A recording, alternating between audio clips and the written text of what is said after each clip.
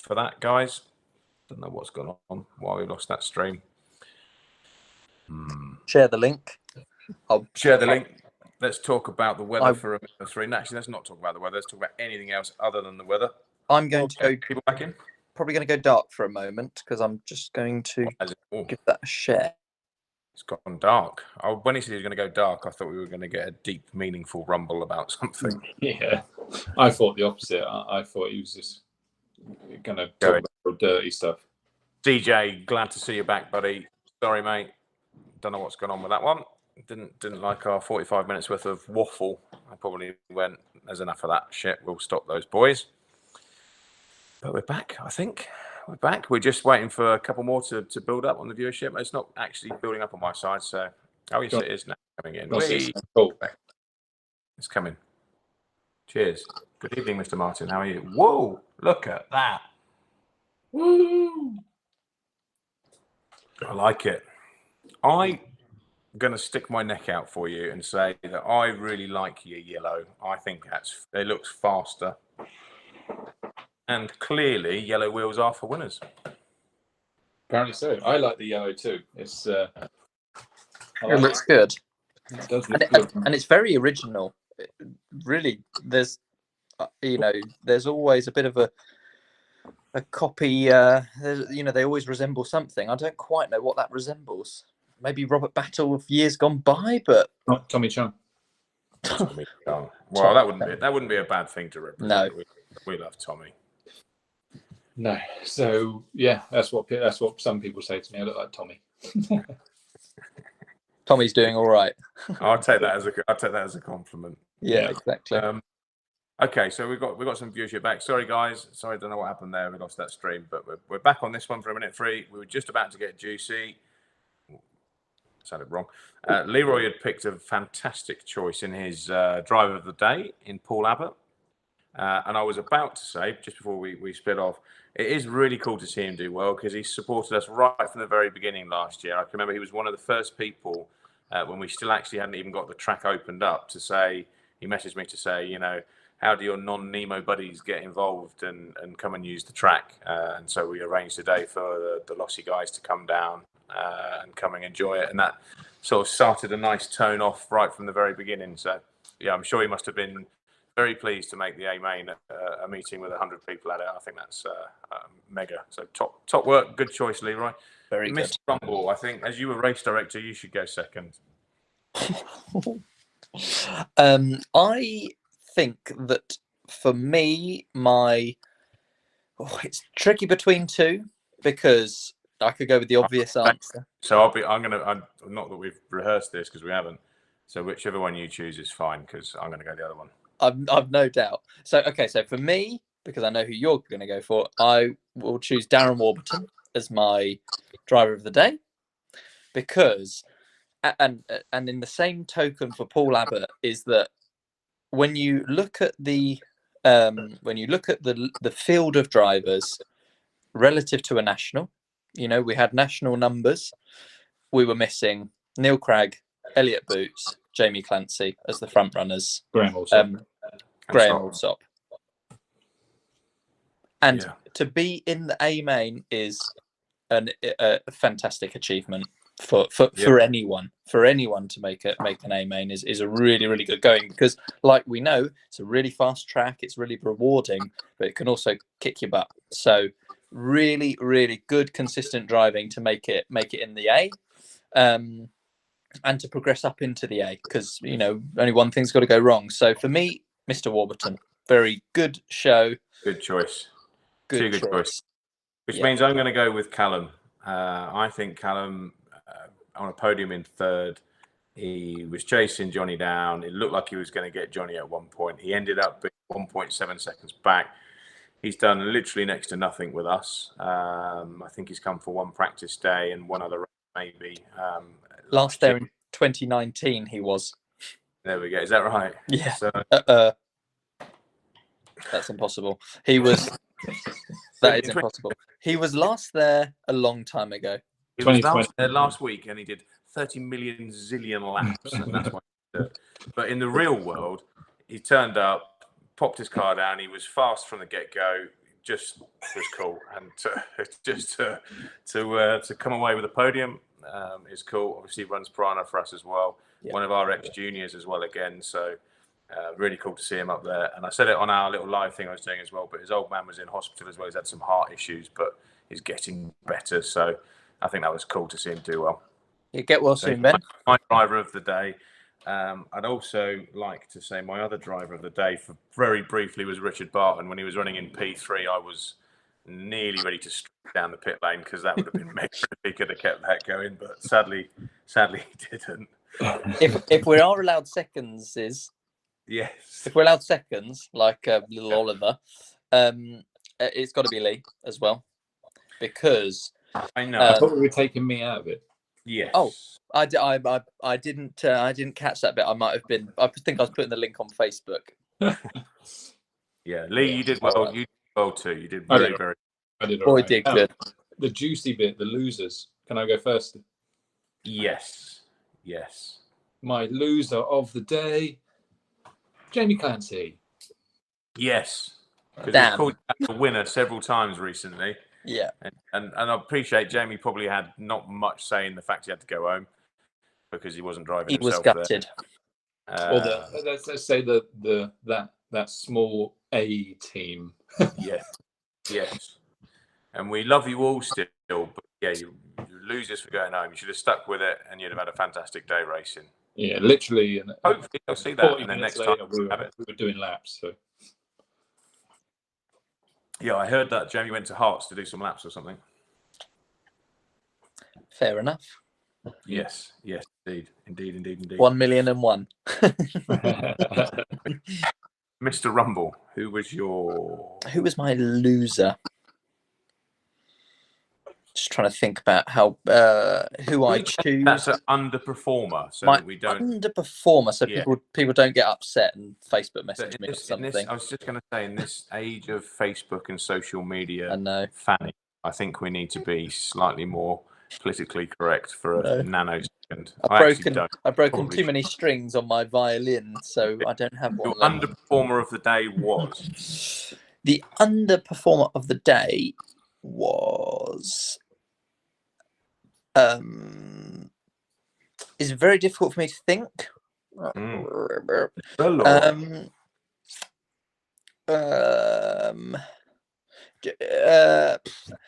Johnny Skidmore, I guess. I'll choose Johnny. I don't think you can. Yeah, but he finished second. No. For the reason being is it was so close up the front, and in a heartbeat, in a lap, it went to from nearly hero to less hero. So I'm going to go with that. And to be fair, I couldn't think of anyone else. He was probably on my mind anyway. Lucky boy. Yeah, I still think he did pretty. He did good. To be fair, second. It's And well. the boys are out there sweeping as well, helping out. Exactly. Which is nice. Horses. We're very thankful for that. Yeah, and he pushed me all the way. You know, I know I couldn't make a mistake because I knew he'd be right there when I did. Yeah, and he TQ'd as well. You know, again, that's a really really good show, good performing, consistent. He's been quick everywhere he's been going. So just keep it rubber side down, and he'll definitely get some wins.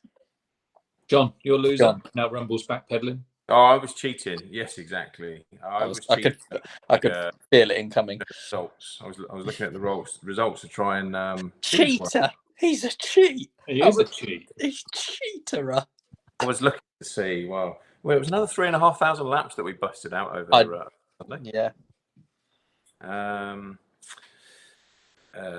Obviously, we need to celebrate Carl winning e-buggy and Scott Follington as well in second, and Kevin Martindale first time up with us. Was second. Kevin was second, wasn't he? Scott was third.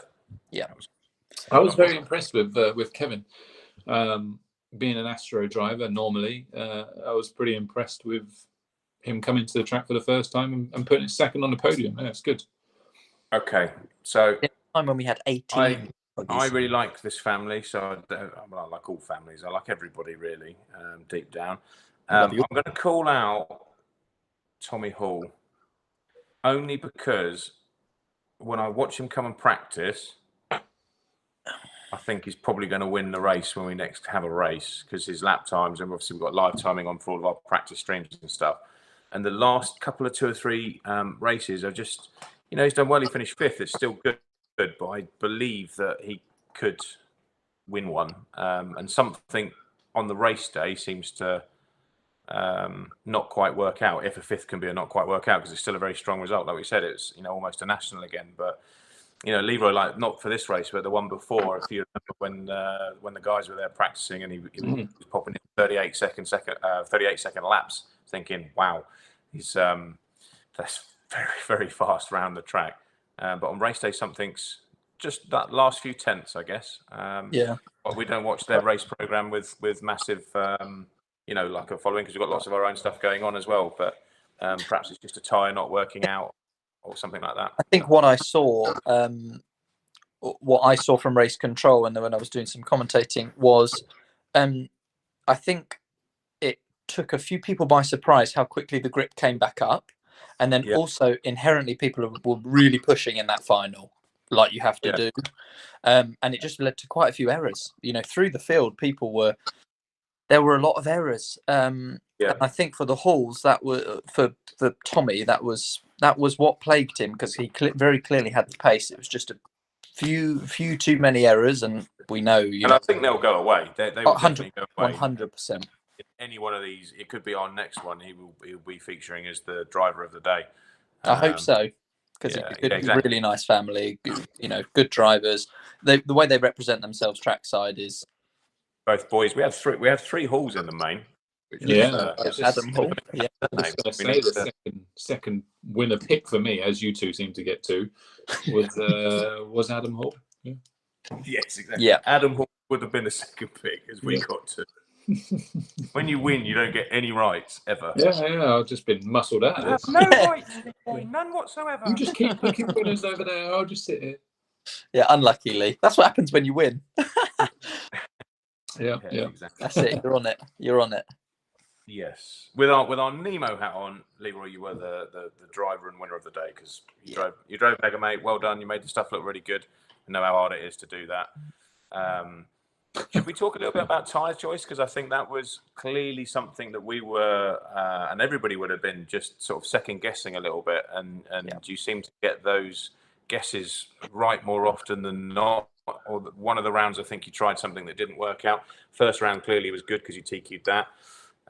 What were you looking for? Just making it up as you were going along, or what were the signs for you to get back on to sort of normal compounds? Because when it was wet, we were doing things different than we normally would, weren't we?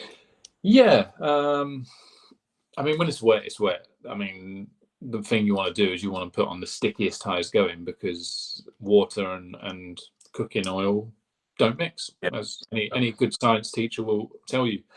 And what that means is you just need the stickiest material possible to try and gain some traction, and you need a car that moves around and creates chassis roll. Yeah. So my plans for the first one, I mean, I prepped my car Saturday at the track in between sweeping and hoovering and stuff. I couldn't do much sweeping because I got a really bad back. But in between hoovering, but I left all the shocks and stuff open because I didn't know what track we were going to get on Sunday morning.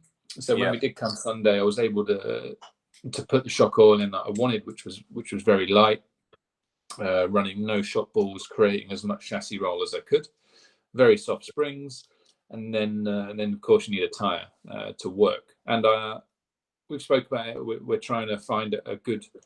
We know the Ultra Soft Cube is amazing in the wet. But we were looking for a 6-mic tire that could be equally as good. So we had a prototype compound, which I wanted to try, and what better chance to try it is actually in a race, because let's be massively honest, we actually don't want to go run in the rain if we don't have to, because we don't. It's hard, isn't it? Exactly. It is. So what better chance to test stuff than a qualifying of a race, because then you know what you're up against. So they worked really well. Say TQ round 1. So I was super happy with that, and then the track would progress. And I think the best thing you can do is you always just go and watch the track. You can learn so much from other people's cars, even in the low heats where they're not driving as fast as you. You can still see if the car's moving, sliding, or whatever. Yeah. So for round 2, I went on another 6-mic tire, very soft compound, but it didn't quite work as well as I hoped. And it just ballooned. It was too soft. It didn't go forward. It was actually very well. We were running in the top 2, top 3, very close to TQ, but then I made a small mistake, which dropped me down. But there we go. Happens.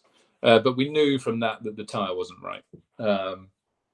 So then as the grip started coming up more and the surface, it wasn't very bumpy and it wasn't massively dusty because we obviously had a lot of water. So I wanted to try the Mystique 6-mic tire, which we've been running a little bit and we like, but again, we've not put it in a race condition. You learn most when it's in a condition. So I ran the white compound, so nice and soft, because the actual tire, as we were all discussing, is quite, the bars are quite close. It actually makes the tire feel harder than the compound you're using, as we said, Rumble, didn't we? Yeah, it's quite a stiff carcass. Yeah, stiff carcass, and the way the pins are, it's not really pins, it's bars, so that makes it stiff. Yeah. So we ran a softer compound than what we would run in a Magma, for example, which they felt great. Again, it was bang on for a TQ run, and then I made a small mistake and managed to tear the edge of the tire with a few laps to go, which I finished the run running on one foam, which was not so good in the wet. It was funny because I was cruising around. I'm like, why is the side of my car red? And it was the foam coming out of the tire. Yeah, we finished the run and it was all good. And still got second, I think. Still second. Yeah, it's pretty decent with 3 laps on a foam. It did a 42-second lap with 3 tires, literally. The other one was pretty much gone. But there we go. So everything was still good. But then as you watch the finals, you could tell the grip was coming. People's cars were starting to pick up an inside wheel, and you could see a few grip rolling places where they're throwing it in, and it's starting to grip. So I made the obvious choice for me to move to a blue Magma, our tire of choice whenever there's grip available. As soon as we get on a blue Magma, we get on a blue Magma. Done. Yeah.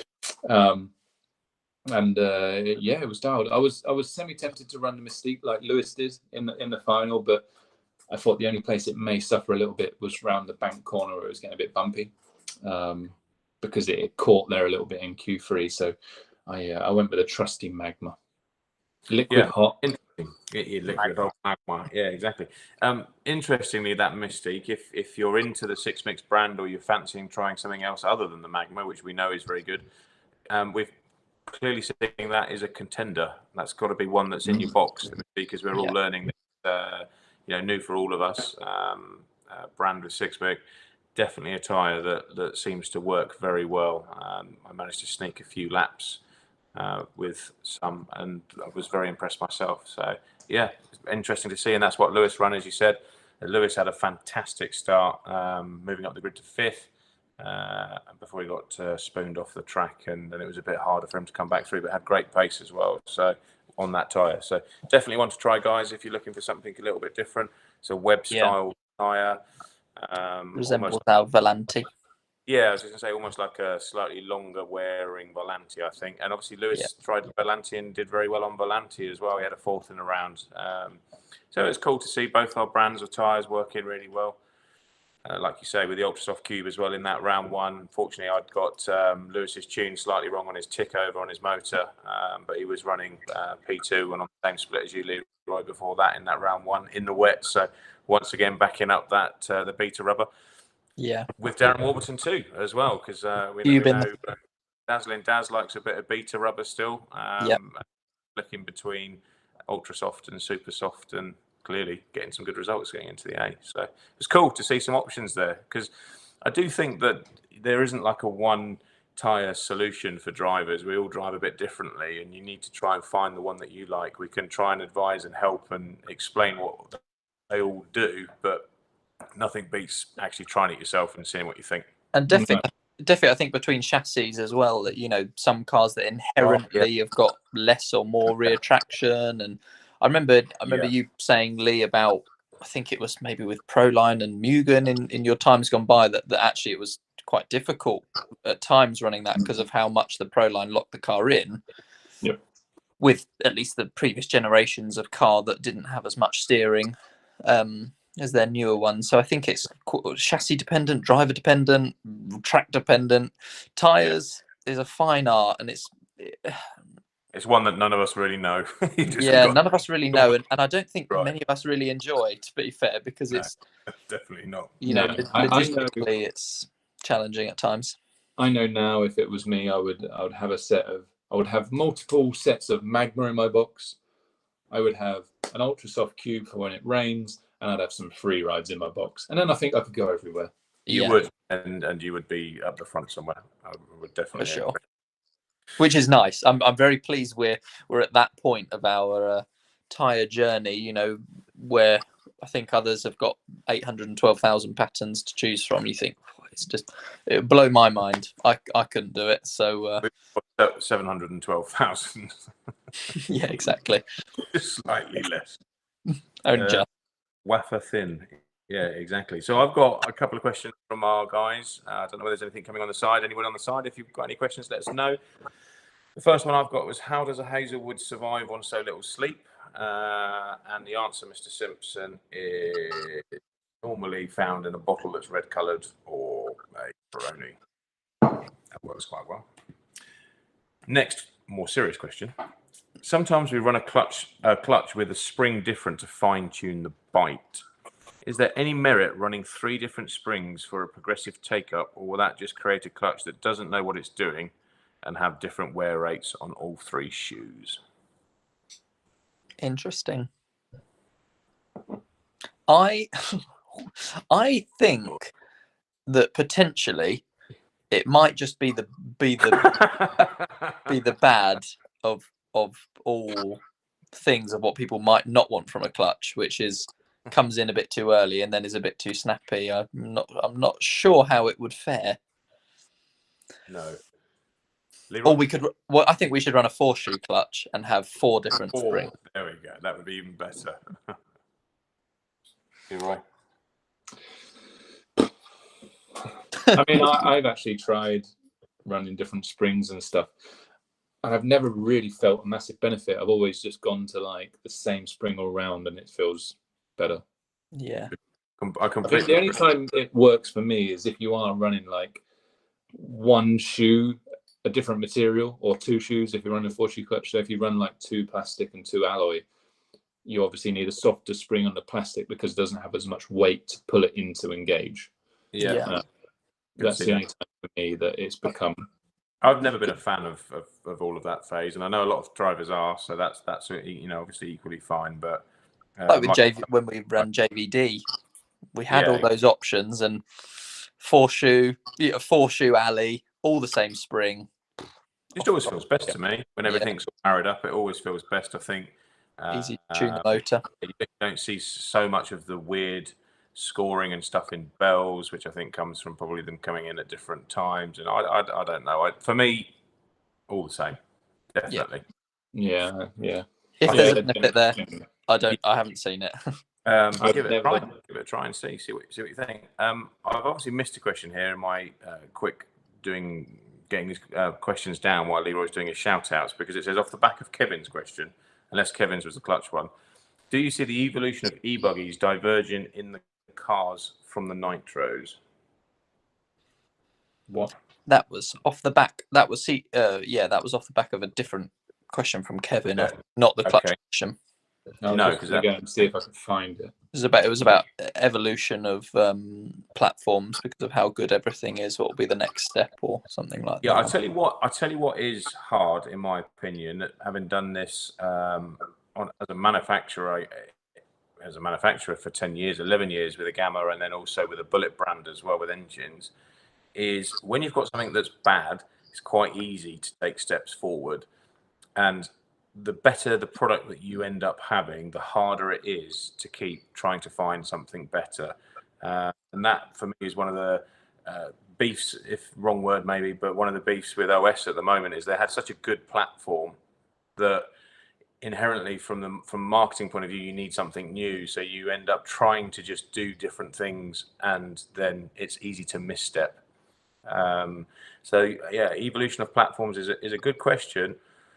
I can't imagine much more out of what we've got than what we've got, really. There's not many things I could think of. We're always trying to tinker away. That doesn't mean we don't try and find it, which we do, and that's a big part of having the raceway, isn't it? Leroy's already doing that now with carbon shock towers and trying different link positions and things like that. That if we find some eureka moment, we'll put it into production for everybody straight away. But it definitely gets harder and harder and harder to find those points when you've got something that's good in the first place. Yep. It's all marginal gains, isn't it? You know, every step forward is half as much distance. I think we never get there. It's hard. So I think to answer CJ's question more on this is the evolution of e-buggies. I think as we see better capacity batteries that are smaller and lighter, we might see a change in the layouts of the cars to accommodate such.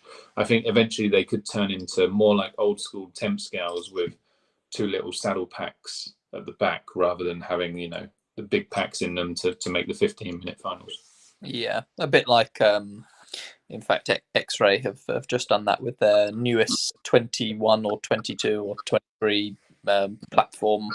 But that's quite on their still big, wide. Oh, same 2-cell, big long stick packs. So, but like you say, once we get that power density much higher, and it's all coming, isn't it? You know, it's trickle down technology that all three of us know with our big e-buggies. They all get better. So it'll be amazing when we've got a little 18650 cell that's got 20,000 milliamps. Unless you get a VAG group one, and then they don't get better. Also true. I don't know why the motors are so big in ape scale. For sure, our little 550 ones could power an ape scale. So, on that exact note, Tecan, when I ran Tecan, when I actually raced, they do a T8i, which is like an indoor motor, slightly smaller size, blah blah blah blah blah. It was absolutely fine. It was really, really good. The only thing I found with it was it got quite warm. And there was actually a sort of an interesting tale of so many years ago when Elliot, obviously, who previously ran Tecan but not anymore, he ran the T8i motor in his e-buggy for the reduced weight. And this is actually when Liam Galvin was pitting for him. And I said, "Oh, how are you getting on with the T8i?" and blah blah blah. He's like, "Oh, it's perfect. You know, never a drama. You know, doesn't really get too hot."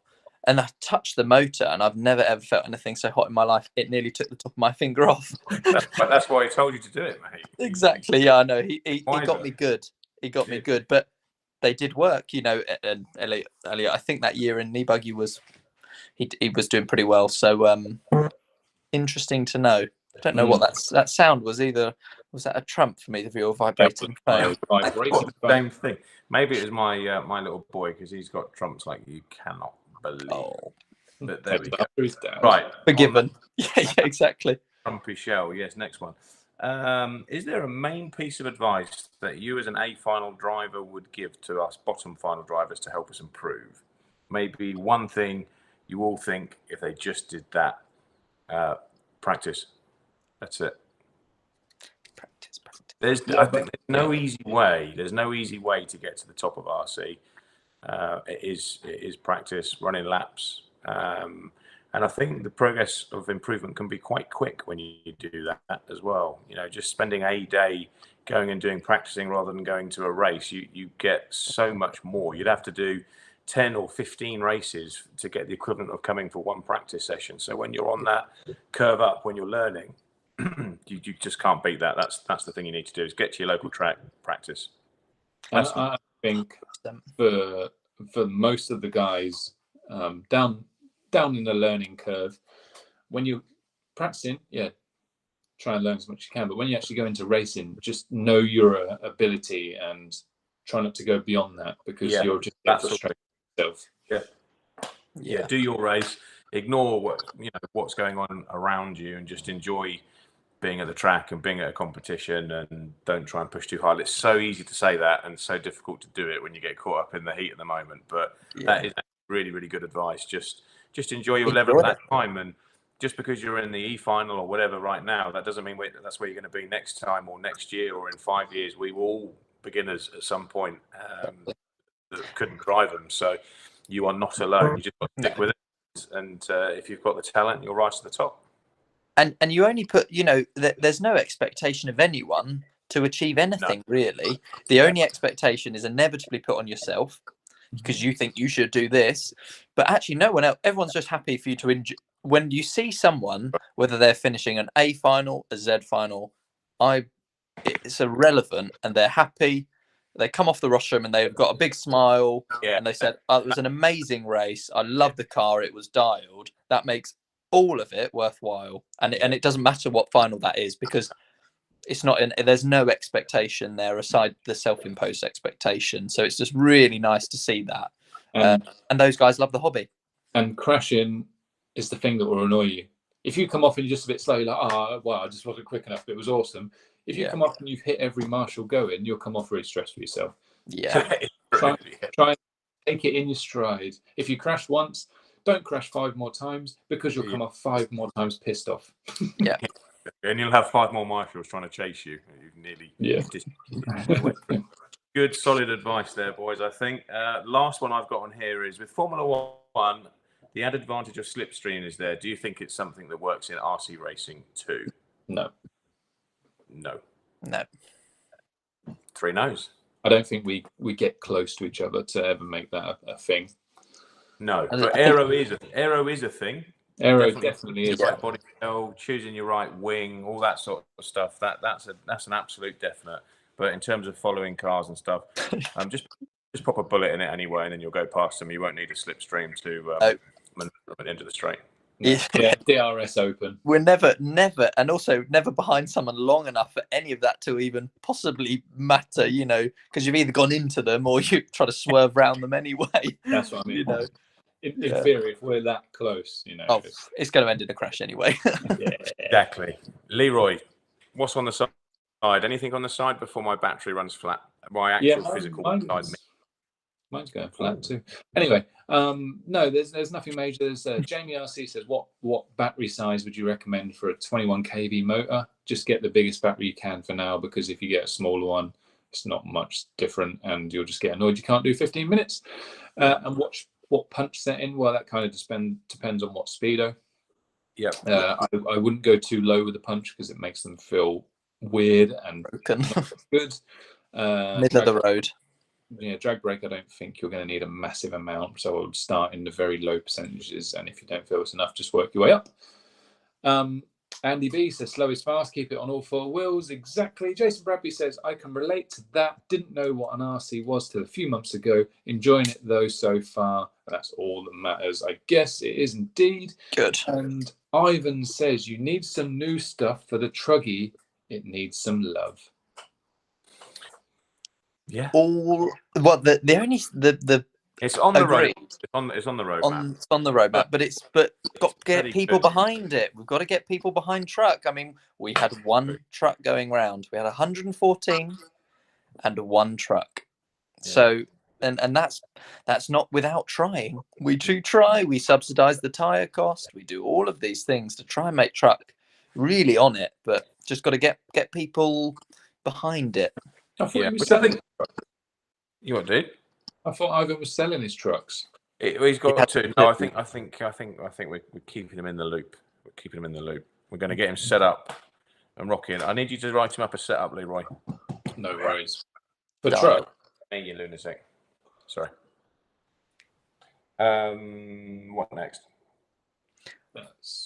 There's not much next. Homeboy RC says he was annoyed with himself, and after his engine cut in the final, he was determined to try and get fastest lap, and all he did was crash continually, and I'm sure he was more pissed off. Well, because you see, that it's John and I will agree on, definitely agree on this, is that 0.5 of a second advantage, but you nearly get it wrong every time, is inevitably going to lead to a 5, 6, 7, 8 second crash or a marshal, and you probably won't go faster anyway. But there aren't enough laps to get back that single crash in benefit, and inevitably if you crash once, it's probably going to happen twice. The best thing about not actually racing is it's really easy to get by. price. 100%.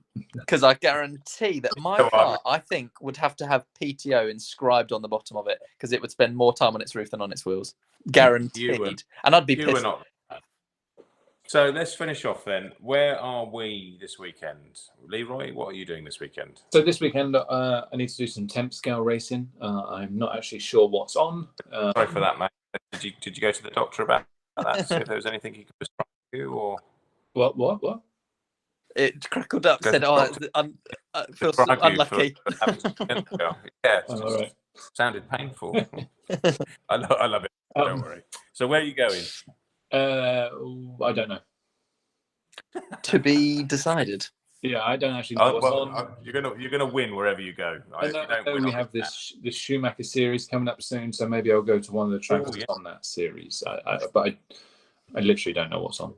What are the tracks that are in that series? Is it the national tracks? Uh, The 10th national. So is it basically the Schumacher Nationals? Have they just been smart and yeah, to ring the bell? they've definitely been smart and done what they need to. I know there's a round at Hearts, which obviously is not a national track. Oh, that's cool. That's good. Nice. So the first one's in Telford, national track. Second one's at Mendip, but I can't do Mendip. That's an 8 scale national. I think it's Shrewsbury. Right. But that's also not a normal national track. The third round is at Hearts. The fourth round is in Southport, which I'm only going to do the 2-wheel drive because that's the same weekend as our e-buggy national on the Sunday. Right. So I'm going up there on the Saturday and then coming back to do our e-buggy national. Nice. And the last round is at Robin Hood Raceway. Oh, Very good. on the topic of electric e-buggy, on the topic of e-buggy nationals and truck nationals, the organisers are allowing correct me if I'm wrong in the comments, which I'm sure I might be. They are allowing Saturday practice for drivers that are booked in on the Sunday, and on the Saturday you are able to run whichever class you would like. So if you want to run your nitro buggy round on the Saturday in a practice session of which you need to book in online at BRCA and you need to be registered for the Sunday meeting, then you can practice on the Saturday with whichever class you so wish. Yeah. I'm hoping I'd have been practiced enough at Nemo to that point, but I don't need the Saturday. Yeah, we'll be at 2 million laps. Let's hope. Let's hope. Adam Hall has a very good comment on the side there that's worth reading out. He said 100% all about keeping a level head when racing. He cut in the B while leading, got back out in 5th, kept a level head, and managed to keep it on its wheels to make the bump. There we go. Top banana. There we go. I was just I was going to actually see if are there any further updates in the world of Nemo that we can tell anyone. I've said this presumptuously, so there is anything. I think we've probably gone over it all. Yeah, we did discuss it before you popped on. No. Newer Gamma delivery, which has arrived today, which will be being unpacked in the next day. Yeah, nice. 6-minute coming. Some nice new carbon bits coming as soon as we can wax them out, which will be this week because it's raining outside. Yep, carbon's in, machines revved up for it. Mr. Truman's ready to rock, so we're going to have some new carbon parts coming. For the weekend, obviously, Westmill is on again, I believe. I think Mr. Jones is going to be there, so we're going to have quite a few of the team. I think Mr. Warburton's there as well. So, yeah, you never know. You never know how much of Nemo we can get to Westmill. We'll try and get as much there as we can. Yeah, I think I might potentially be there. That would be good. You go when I'm not going. Yeah, no, no. There's actually not a reason why I can't go this weekend. Currently. Currently. That sounds good. So we'll be at Westmill then to give it love. And yeah, I think that's about where we're at for a week. Yeah, I feel we should leave it at that point. Let these good people go to bed. Good. Yeah. I need a wee. I'm about to wet myself. But not me for a change. I know. The thing is, I probably haven't had a wee for about 6 hours. That might be the difference. Hydrate. I stopped at a new charger earlier I've never been to before, and there was no toilet, so I needed to find a bush. Wow. I had a similar tale at Heathrow. Heathrow Terminal 5 chargers. I've 'Cause been that's around the back of the the transformer area. Yeah, I did. I tried to go in the hotel, and the guy at the door turned me away. It's a quarantine hotel, so I thought, but I probably don't need to pay 1,750 quid to use their Cool. toilet. Okay. So you're going to have to find a new dog in sight, is what you're actually saying. In other words, Heathrow's dog- shut. new for dog business. insight. the zombie Right. a copper lips Hilton is not good. On that bombshell, thank you very much for everybody for watching, and we will be back to do another one next Monday. We'll hear tales of 10th scale from Leroy. We'll hear tales of joy from Mr. Jones and Mr. Rumble from Westmill. Oh yes. And I will hopefully be slightly less tired with a bit more sleep. It's a good hope. It's a good hope. Yes, fingers crossed. Fingers and Perfect. toes crossed. Thank you very much for watching, guys. Thank you. Going. I'll See do you next week. I'll do a quick sign out, shall I? Oh yeah. Yes. On it. Check in. Forgot it. Yes, so thanks very much for watching, guys. Hope you enjoyed the show. Remember, the A319P is coming to stock very soon. You can pre-order right away. Same goes for the 319 EP. 2 very new kits, which will do you very proud if you want to invest in a new car. Pretty sure you should try it out. And remember, that comes with a free full access pass, so you can come and play at the track anytime you want. That's a bargain. Come and join us. Come and have some fun. Yep. And we'll see you next week. See you later, guys.